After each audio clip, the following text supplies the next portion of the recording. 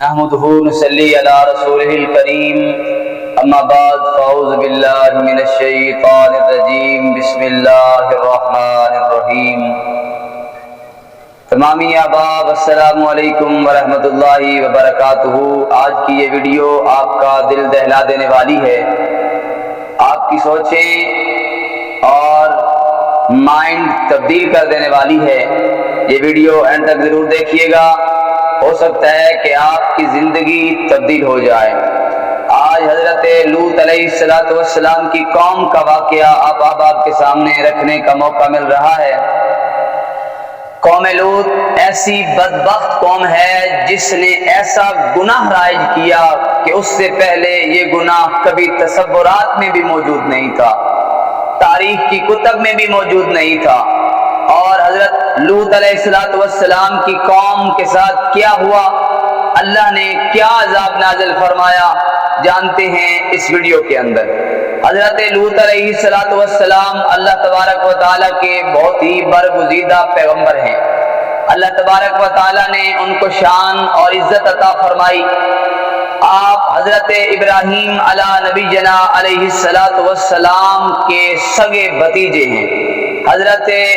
ابراہیم علیہ السلام کے سگے بھائی کے بیٹے، اور آپ کی پرورش آپ نے ہی یعنی کہ حضرت ابراہیم علی نبی جنا علیہ السلام نے فرمائی۔ اور سب سے پہلے حضرت ابراہیم علی نبی جنا علیہ السلام کی ذات پر ایمان لانے والی آپ کی ہی ذات ہے، اور ساری زندگی آپ کی خدمات کرتے ہوئے گزری ہے۔ اس لیے اللہ تبارک و تعالی نے آپ حضرت لوط علیہ نبی جنا علیہ السلام کو سردون کی رسالت، سردون علاقے کا نبی بنا کر بھیجا۔ سردون ایسا عظیم علاقہ ہے جو سرسبز اور شاداب، لہلہاتے کھیت، کھیتیاں، پانی کی نہریں، وادیاں، چشموں سے سرفراز ہے، اور باغات سے سرفراز ہے، اور ایسی نعمتیں اللہ تبارک و تعالیٰ کی وہاں موجود ہیں کہ تازہ پھل، تازہ سبزیاں، تازہ چیزیں وہاں ہر شخص کو میسر تھیں۔ یہی وجہ تھی کہ حضرت لوط علیہ السلام کی قوم کا دوسرے لوگوں کا وہاں آنا ناپسند کرتی تھی۔ وہ یہی چاہتی تھی کہ یہ ساری کی ساری چیزیں ہمارے لیے ہی موجود ہوں اور کوئی شخص یہاں نہ آئے۔ وہ اس بارے میں بڑے پریشان تھے کہ لوگ دور دراز کے علاقے سے وہاں اس خطے کا معائنہ کرنے کے لیے آتے تھے، کیونکہ وہ جنت جیسا سما رکھتا تھا۔ آبازی وقار ایک دن وہ سوچ رہے تھے کہ ابلیس لعین ان کے پاس بوڑھے آدمی کی شکل میں آیا اور کہتا ہے کہ جیسا میں کہوں ویسا تم کرو تو اس مسئلے کا حل نکل آئے گا۔ تو لوگ سارے کے سارے جمع ہو گئے اور انہوں نے کہا کہ ہاں آپ ہی بتائیے کہ کیا ماجرا ہے، کیا مسئلہ ہے، کیسے ان لوگوں سے نجات پائی جا سکتی ہے۔ تو شیطان لعین نے کہا کہ اس مسئلے کا حل میں آپ لوگوں کو کل بتاؤں گا۔ اب آبزی وقار دوسرا دن ہوا، شیطان لعین ایک خوبصورت حسین و جمیل لڑکے کی صورت میں بن کر آیا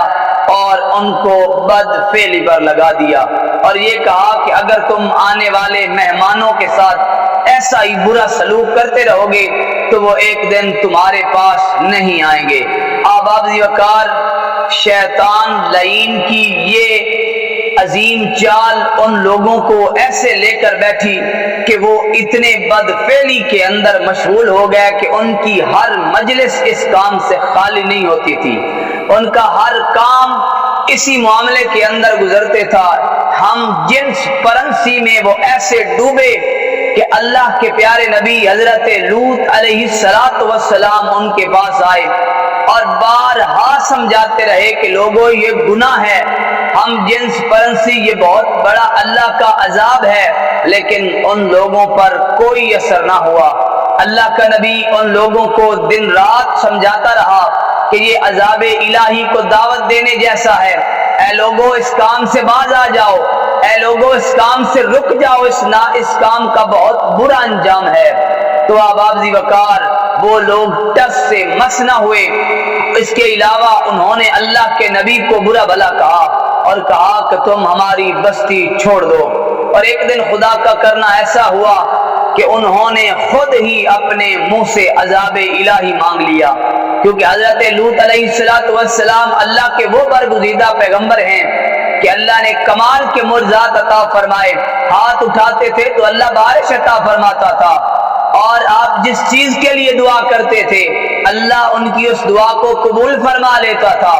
تو احباب ذی وقار انہوں نے عذاب الہی کو دعوت دے دی، تو جب عذاب الہی کو انہوں نے دعوت دی تو اللہ تبارک و تعالی نے جبرائیل امین اور اس کے ساتھ فرشتوں کو آسمان سے خوبصورت لڑکے بنا کر حضرت لوط علیہ السلام کے گھر بھیجا۔ جب فرشتے خوبصورت حسین و جمیل لڑکے بن کر حضرت لوط علیہ نبی جنا علیہ السلام کے گھر پہنچے تو حضرت لوط